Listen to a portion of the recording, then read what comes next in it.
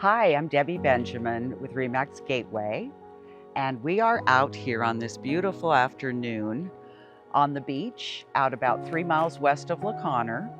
We're sitting between Lone Tree Point and Kukatali on the other side, and of course looking out towards Hope Island, Whidbey, and Skagit, which locals usually call Little Hope.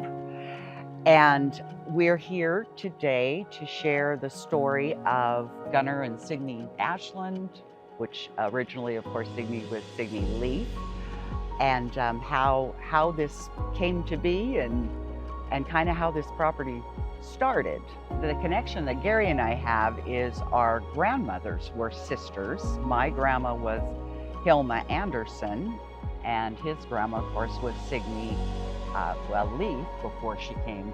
Well, of course, my grandma was Hilma Leaf to begin with originally. too, right. Gary's always been the historian in the family, which is what makes it so great to have somebody that actually remembers the dates and the places and tells us where we came from.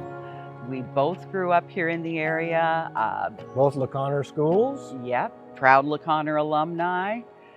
And of course, Gary grew up right here on this property, and I was further down the beach with my mom. And but the family's always had great connections, relationships, and we just thought this would be a great way to kind of memorialize the transferring, the sale of this last piece of property to be able to share, hopefully in the future, with our families. Last little piece of the salmon fishing empire that the entire family benefited from. They all were able to work in the industry until they found other work in farming and the tugboat industry, and everybody made good.